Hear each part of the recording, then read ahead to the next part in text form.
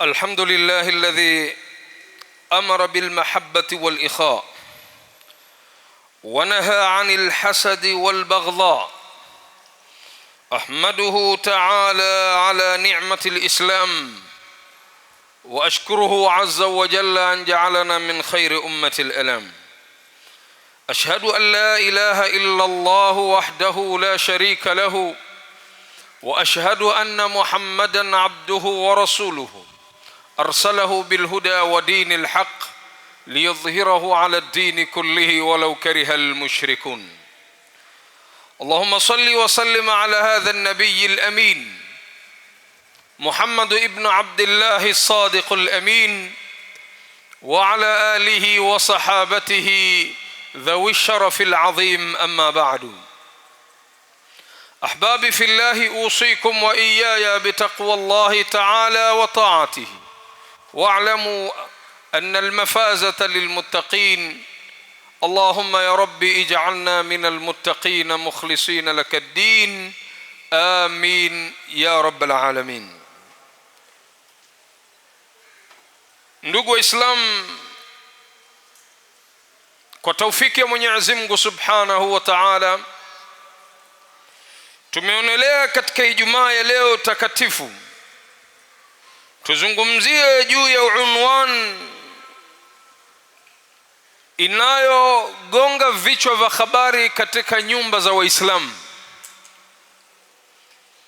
Nayo ni unwan ambayo inanihusu mimi na wewe na mwingine yote miongoni mwa jamii ya Kiislamu, kwa sababu ni chimbuko ambalo limempata mmoja wetu kwa namna moja au nyingine.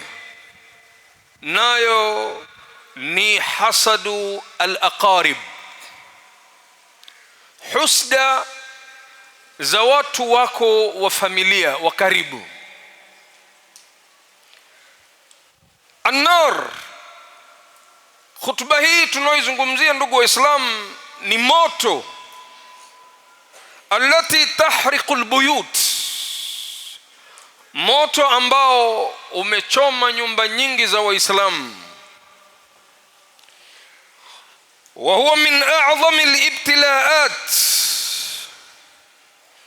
nayo ni miongoni mwa majaribio makubwa sana, allati tufakkiku al-usar, yanaovunjilia mbali familia zilizokuwa zimeshikamana.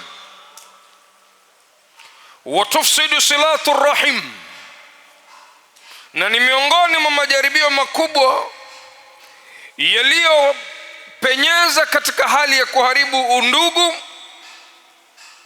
Wa tazra'u al-baghdha'u wal-ahqad baina an-nas au baina al-usra, na vile vile kueneza chuki baina ya familia zilizokuwa zimeshikamana.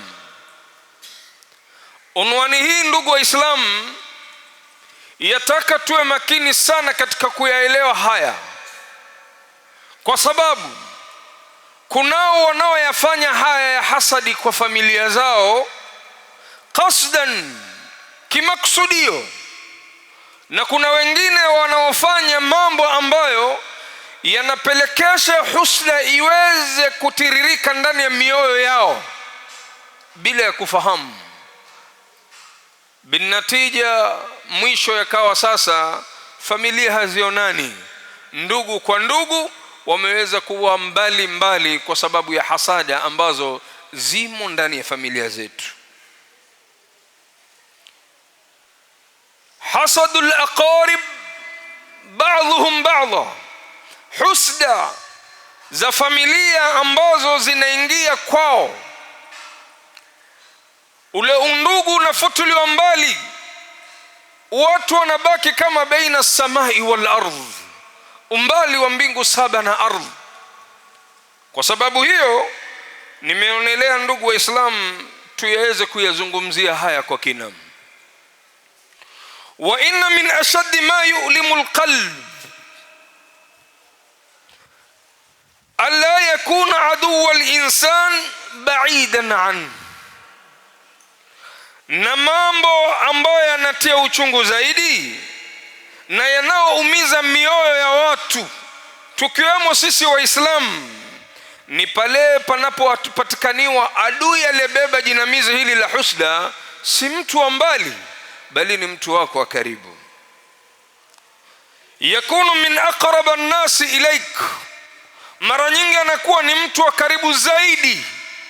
Aqrab sio karib, bal aqrab, ni mtu ambaye yuko karibu zaidi na wewe, ndiye anayekuhusudu wewe. Na baadhi yetu tutauliziana sisi kwa sisi, mbona nihusudiwe mimi? Kwani niko na mali, niko na cheo kikubwa kumliko, mbali na wale ambao Mwenyezi Mungu amewanufaisha kwa namna moja au nyingine. Pengine unapokuwa tajiri unaweza kuwa na kisimamo cha kusema, kwa sababu ya utajiri wangu huu ndio ndugu yangu ananionea uhasidi. Au pengine una cheo, kwa sababu ya cheo changu hiki mwenzi wangu ananionea uhasidi. Lakini utapata ni ajabul ujab, maajabu makubwa zaidi. Wengi tunaohusudiwa sisi na familia zetu ni watu walala hoi, hatuna mbele wala nyuma. Lakini utapata mzingiro wa boma lililotuzingira sisi, watu wetu wa karibu wanatuzunguka na hasada kubwa sana. Ndugu wa Islam, aqrabu an-nasu ilaik, watu wa karibu zaidi kwako. Akhan, kwanza ni ndugu, yaweza kuwa ni shaqiq, pengine ni ndugu wa baba na mama, na lisiwe ni jambo la kustaajabisha hilo, maana historia inajiregelea baada ya matukio kadha wa kadha. Aliweza Qabil na Habil kuchukiana wakiwa ni ndugu hawa, kwa sababu yule alijikurubisha kwa Mwenyezi Mungu Subhanahu wa Ta'ala, na sadaka yake ikakubaliwa, ya mwenzi wake haikukubaliwa. Halikumpa nafasi yule ambaye hakukubaliwa kusema kwamba huku kutokubaliwa kwangu kwa hili nililolifanya kwa Mwenyezi Mungu, labda kuna mapungufu fulani ambayo yamembughudhi Mungu paka kumpelekeshea kutoweka taufiki katika hili langu. Ili aweze kurudi nyuma kuangalia mapungufu yake, hakufanya hivyo. Kwa mtiririko wa jinamizi la hasad, alithubutu kwa kinywa chake kirefu kumwambia nduguye waliozaa pamoja, la aqtulannak, nitakuua mimi wewe. Sababu hasadan min indi anfusihim, mwanadamu anafanya hivyo mara nyingine kwa sababu ya hasadi zinazotoka ndani ya mioyo yao.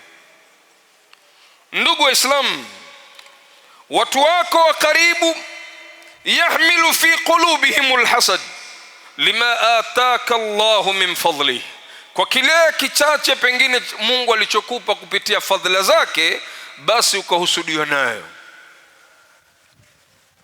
Unaweza ukahusudiwa tu ndugu Muislamu, si kwa wingi wa mali, labda unavaa vizuri tu, kaka yako, dada yako, ammi yako, khali yako, kazini yako wa karibu zaidi akaona kwa nini huyu anavaa vizuri, isiwe mimi?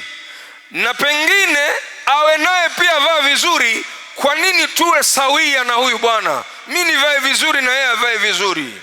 Yuko tayari uporomoke wewe ili anyanyuke yeye, kwa kiasi ya kwamba kila leo akuone uko chini ya miguu yake kwa kumuomba yeye na kumtaradhilia yeye mambo.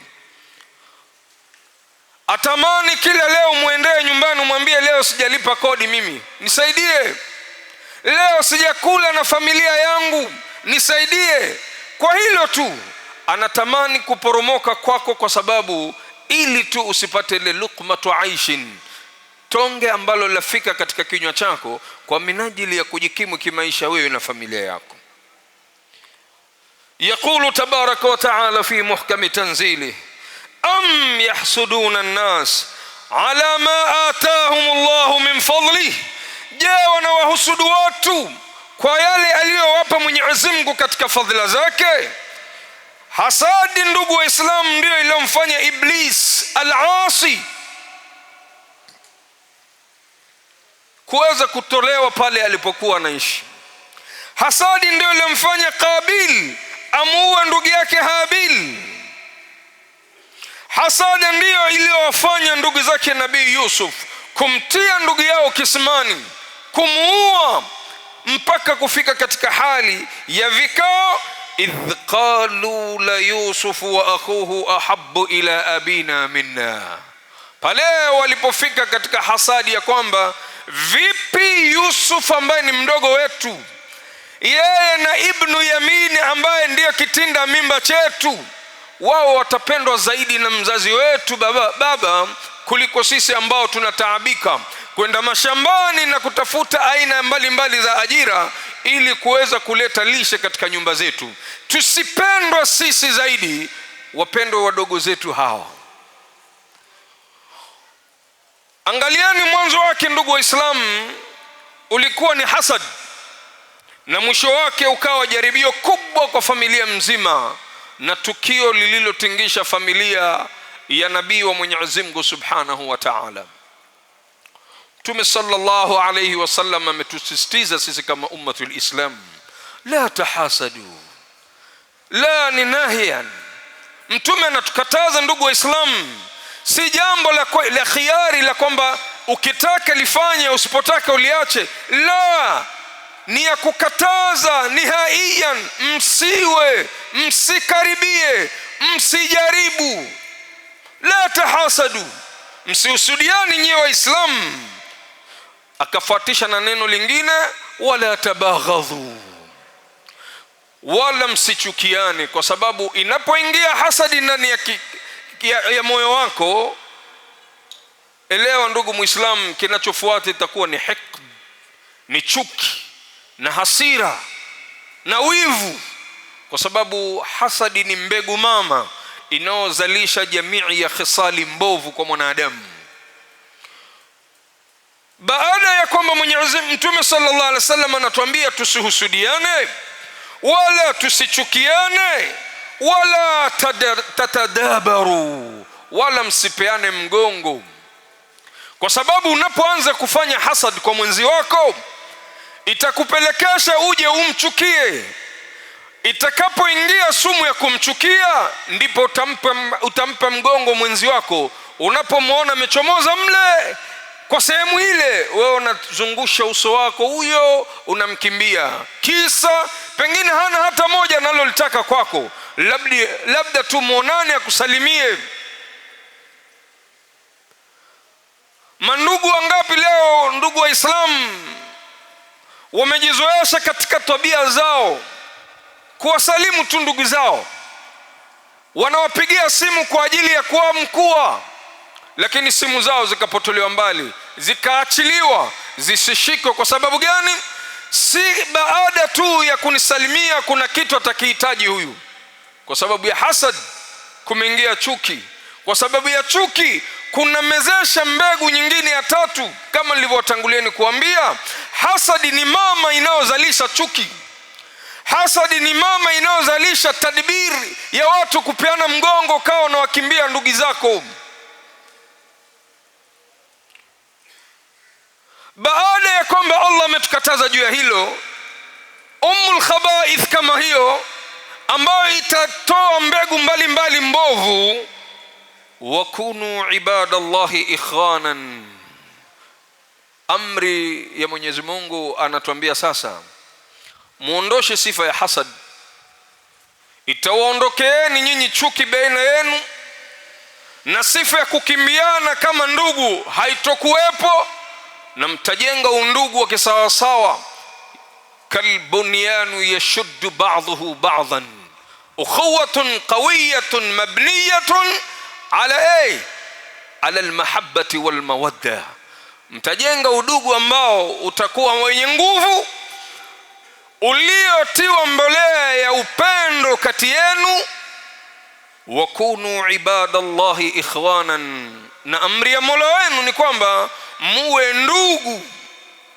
Lakini angalia Allah subhanahu wa ta'ala katika falsafa ya mazungumzo yake, mantiki ya lugha Mwenyezi Mungu iliyo na ufasaha, iliyobeba neno kwa ujumla wa maandiko aliyoyaanza Mwenyezi Mungu kutoka mbinguni mpaka kuwaleta katika ardhi.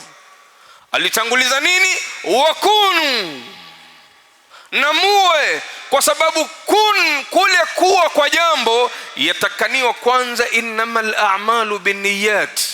Nia zenu zikitaka kujenga udugu na upendo ni nyinyi kwanza. Fa innahu la yughayyiru ma biqaumin hatta yughayyiru ma bi anfusikum. Taghyir ya kubadilika wewe kuwa mzuri au mbaya, source na motion kwanza inaanza kwako.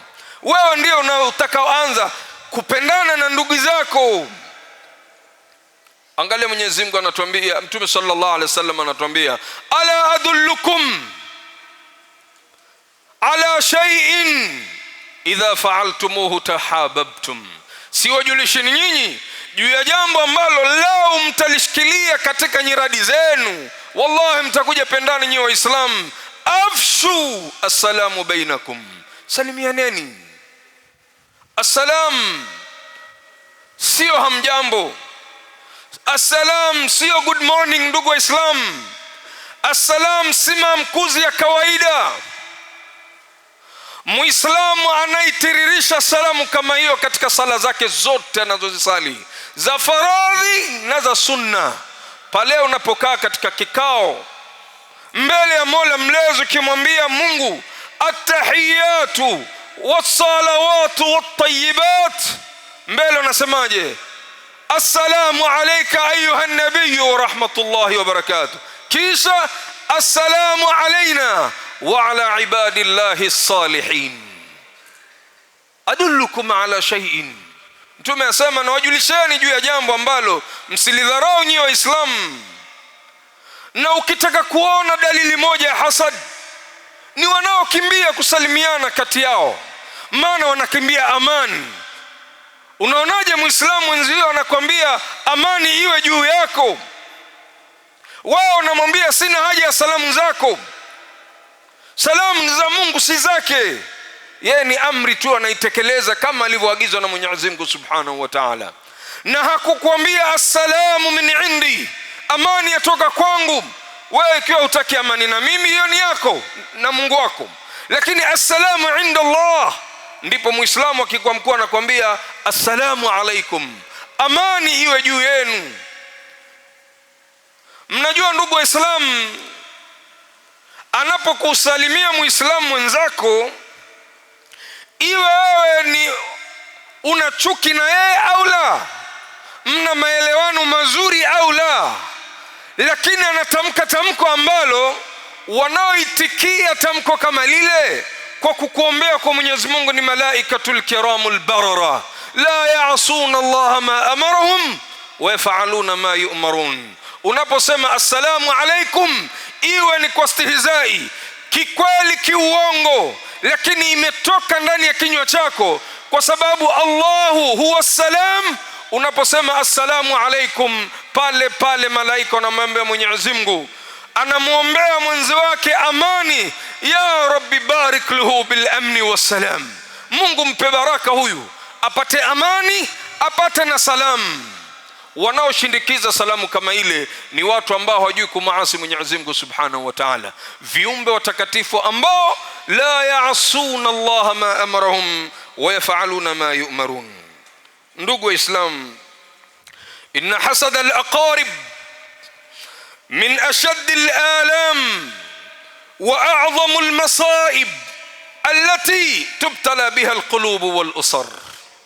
Hakika ya hasadi, ndugu wa Islam, ya ndugu, si ya watu wa kando. Leo tutazungumzia hasadul aqarib, hasadi ya ndugu. Ni miongoni mwa maumivu makubwa sana, ndugu wa Islam, zaidi, na pia ni katika maafa makubwa zaidi ambayo nyoyo na familia hupewa mtihani huyo. Wa min a'jab ma yu'limu al-mu'min, na la ajabu zaidi, ndugu wa Islam, lenye kumuumiza zaidi Muislam, an yakuna alladhi kana yanbaghi an yarfa'a yadayhi da'iyan lak huwa nafsuhu alladhi yatamanna suqutak wa ziwalu ni'matik. Miongoni mwa mambo yanaumiza sana nyoyo za wanadamu za waumini wa Islam ni pale ambapo yule aliyepaswa kuinua mikono kwa ajili ya kukuombea wewe kheri, wallahi ndiye anayetamani wewe uanguke zaidi na kuombea shar. Hayo ndiyo yanayotia uchungu zaidi katika nyoyo za Uislamu. Leo kila mmoja wetu anatamani yule ndugu yako awe ndiye wa kwanza kunyanyua mikono, ya Rabb muhifadhi ndugu yangu huyu kutokamana na shar, ya Rabbi kurubisha kheri kwa ndugu yangu huyu. Lakini la kusikitisha na la kuumiza zaidi, wa karibu zaidi wako ndiye ananyanyua mikono, ya Rabbi poromosha mtu kama huyu aanguke chini, tuwe na vicheko vya kumcheka kwa sababu ya kule kuanguka kwake. Sallallahu alayhi wasallam yaqul dabbun ilaykum da'ul umam qablakum الحسد والبغضاء هي الحالقة لا أقول تحلق الشعر ولكن تحلق الدين. صدق رسول الله صلى الله عليه وسلم. Mtume asema umewajilieni ugonjwa wa mataifa wa umami mbalimbali katika ulimwengu yaliyokuwa kabla yenu nyinyi, nayo si magonjwa mengine, ni hasadi na chuki. Huo ni wembe, ndugu wa Islam, unaonyoa dini, sio nywele. La tahliqu ash-sha'r, si ugonjwa ambao unanyoa nyele, ni ugonjwa ambao tahliqu din, unaonyoa dini ya Kiislamu. Kwa Muislamu atakaniwa awe katika hali kama hiyo. Wa iyyakum wal hasad, asistiza sayyidul anbiya wal mursalin, Mtume wetu Muhammad sallallahu alaihi wasallam, na watahadharisheni. Nani anazungumza maneno haya? Alladhi la yantiqu anil hawa in huwa illa wahyun yuha, Muhammadun sallallahu alayhi wasallam as-sadiqul amin. Sallu ala nabiyikum. Mtume anasema umma wangu nyie na watahadharisheni sana tena sana na hasadi. Fa innal hasad, kwa sababu ya hasadi, yaakulu alhasanati kama taakulu an-nar al-khatab, hula mema kama moto unavyoteketeza zile kuni zake. Ndugu wa Islam, ewe mwenye kumhusudu ndugu yako, ikiwa Mwenyezi Mungu ndiye aliyempa neema, basi kwa nini unamchukia nduguyo badala ya kumridhia Mola wako subhanahu wa ta'ala? Riziki, cheo, heshima na mafanikio anayoyagawa ni Mwenyezi Mungu subhanahu wa ta'ala. Wewe unaweza kuzunguka, mbona mimi familia yangu inaniandama na hasad? Nina nini kikubwa nilichowazidi nacho? Pengine heshima yako tu. Kwa nini hawataheshimika zaidi kuliko sisi? Hilo tu. Wengine wakawa wanazunguka na usudio kwa sababu gani? Pengine huendi kugonga ndani ya majumba yao kuwaomba tu, hilo tu likawasababisha kwamba wao wakuchukie. Kwa nini hawaji katika majumba yetu na sisi tunamjua ni mtu ana shida tele? Lakini ukajifunza qanaatu, kule kukinai, kwa sababu Muislamu anapojifunza sifa ya kukinai anatisha katika ulimwengu, anaheshimika. Ndugu wa Islam, takun malikan wa illam takun laka illa rahat albadan, wewe unakuwa mfalme hata kama una chochote ndugu isipokuwa kiwiliwili chako tu. Wandur, na ukitaka kuangalia kwamba hii heshima ya kukinai na kujenga, tazama liman malaka dunya biajma'iha, aliyemiliki ulimwengu na viliomo ndani yake. Walio na vyeo na ufalme na mali wako vipi? Hal raha minha bighairi alqutni walkafan. Jiulize, wakati anaondoka na kudondoka kwenye dunia hii, nini kikubwa alichoondoka nacho zaidi ya pamba na sanda? Ndugu wa Islam, katika khutba ya pili tutaeleza alama za kujua hasadi za familia yako. Kwa alama hizo utajua hawa ni mahasidi wangu mimi mwenyewe na ni watu wangu wa karibu. Barakallahu li wa lakum bil Qur'anil azim wa nafa'ni wa iyyakum min al ayati wa dhikril hakim. أقول قولي هذا أستغفر الله العظيم لي ولكم ولسائر المسلمين والمسلمات فاستغفروه إنه هو الغفور الرحيم وهو البر الكريم. استغفر الله. الحمد لله حمدا كثيرا طيبا مبارك والصلاة والسلام على أشرف الأنبياء وإمام المرسلين محمد ابن عبد الله الصادق الأمين صلى الله عليه وعلى آله وصحبه وسلم. عباد الله اتقوا الله حق تقاته ولا تموتن إلا وأنتم مسلمون. Ndugu Waislamu, kwa haraka nitawatajieni alama 5 za kutambua mahasidi ndani ya familia yako. Alama ya kwanza, yadhiqu sadrah idha ra'aka najihan au mutaqaddiman. Alama ya kwanza, anasikia dhiki ndani ya kifua chake pindi tu anapokuona wewe umefanikiwa au mutakaddiman, au umepiga hatua fulani ya maisha. Huyu alikuwa hapa, sasa namuona kama amefika hapa. Mbona? Hiyo mbona tayari ndiyo hasadi yake kwako wewe kama mwanafamilia. Thaniyan, jambo la pili ndugu Waislamu, yafrah bimusibatik. Kuna mandugu wanafurahi wanapoona wenzi wao wamepata msiba. Amefiliwa na mkewe, nyumba yake imeporomoka, gari yake imegongeka. Kwa vipimo hivyo ndugu, kwa msiba wa aina yote unaokufika, akawa ni mwenye kufurahia. Wabilaksi, na kinyume yake, yuhzinu li ni'matik, na anapata huzuni wakati ukipata neema fulani. Hadha hasidun kabir, huyo ni hasidi mkubwa sana katika familia yako. Thalithan, alama ya 3 ndugu Waislamu, an yuhawwina min injazatik wa yuhaqqiru najahatik amama an-nas. La kustaajabisha, hupunguza na vile vile kudharau mafanikio yako mbele ya watu. Utapata mtu anakutaja vizuri mbele yake, mashallah fulani siku hizi namuona yuko vizuri sana. Yeye asema la, ule uzuri ule anasaidiwa na fulani tu. Ahuzunika kwa nini ana neema fulani. Ndani ya kifua chake anahuzunika katika swala kama hilo. Fa'lam annahu hasidun bijiwarik, huyo ni hasidi aliyekuzingira. Alama nyingine ndugu Waislamu, ayunshira anka al-akadhib, hukuenezea uongo kila mahali.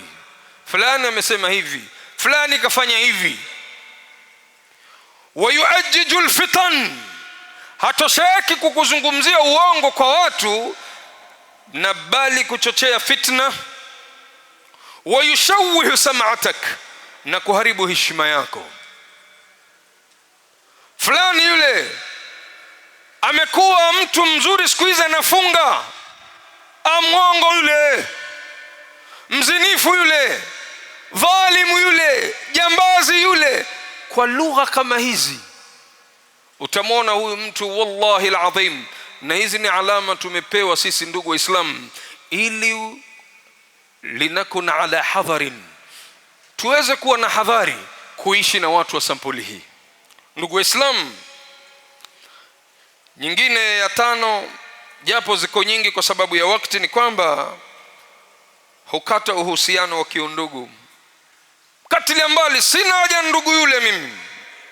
La li dhanbin iqtarafta, si kwa sababu kuna dhambi kubwa labda umemfanyia, la, au wewe umelifanya ndio maana akasema simhitaji ndugu yule katika maisha yangu. La, walakin li anna Allah an'ama alayk, tu kwa sababu Mungu amekuneemesha. Una kitu fulani labda yeye hana, una neema fulani labda yeye hana.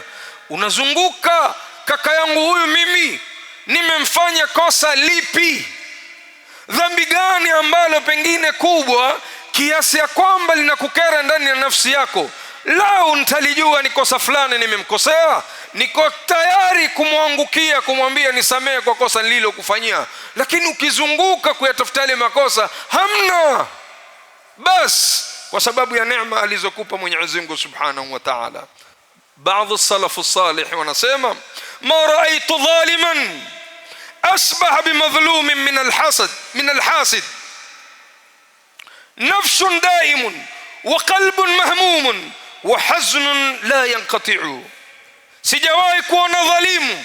Salafu salih, si mimi Abu Bakar ninayezungumza, salafu salih, watu wema waliotangulia, nasema sijawahi kuona dhalimu anayefanana zaidi na mwenye kudhulumiwa kuliko mwenye hasadi. Pumzi zake zimejaa majonzi, moyo wake umelemewa na huzuni. Huznun la yanqati'u, huzuni ambayo haikatiki. Kila leo anaongeza kasi mpya kwamba kwa nini sijafika katika kilele cha kumuona naye tarajia aanguke. Haanguki bali kuzidi kupanda juu zaidi na zaidi. Ndugu Waislamu, kumalizia khutba yetu yafaa tuelewe kwamba inna awwalu jarimatu qatlin, uhalifu wa kwanza wa mauaji, ndugu Waislamu, waqa'at ala wajhi al-ardh, uliotokea katika ardhi hii toka iumbwe, lam takun bisababi al-mal.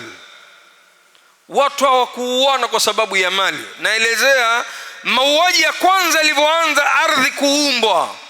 Hakuna ndugu aliyemuua ndugu yake kwa sababu ya mali, wala bisababi al-ardh, au labda kwa sababu ya ardhi, la, wala bisababi sulta, wala kwa sababu ya utawala au ufalme au uongozi, la, wa inma kanat bisababi al-hasad. Ukisoma historia ya mwanadamu kuja katika ulimwengu, kiumbe cha kwanza kuuliwa na nduguye si kwa sababu ya hayo tuliyoyataja, ufalme na mengineo, bali ni kwa sababu ya hasadi. Ndipo kamaona Kabil na Habil walikuwa ni ndugu wa damu, wote walitoa sadaka kwa Mwenyezi Mungu Subhanahu wa Ta'ala. Mwenyezi Mungu akaikubali sadaka ya Habil kwa sababu ya ucha Mungu wake, lakini hakukubali ya Kabil. Badala ya Kabil kujirekebisha na kutubu, hasadi iliyojaa moyoni mwake, alitamka kwa kinywa chake, la aqtulannaka. Leo hili litakuwa gani kwetu sisi? Ndugu hawaambiani mimi nitakuua. Kwani kukuua mpaka kupiga risasi? Kukuua hata kukuharibia heshima yako, irdhi ya mwanadamu kubwa. Heshima ya mwanadamu Muislamu ni kubwa, kule kukuvunjia heshima tu, kule kukufitinisha tu. Wal fitnatu ashaddu min al-qatl. Ukizungumzia kifo, watu kuona ni jarima kubwa, la fitna likawa ni kubwa zaidi, kama alivyozungumza Mwenyezi Mungu Subhanahu wa Ta'ala. Lakini ndugu yake alipoambiwa vile kwa utulivu na kwa adabu na kwa heshima, akamwambia lisiwe ni sababu la kunimaliza mimi. Na sisi yafaa tuwaambie ndugu zetu, usitafute sababu za kulimwengu kummaliza mwenzi wako kwa sababu tu ya masalihu dunia.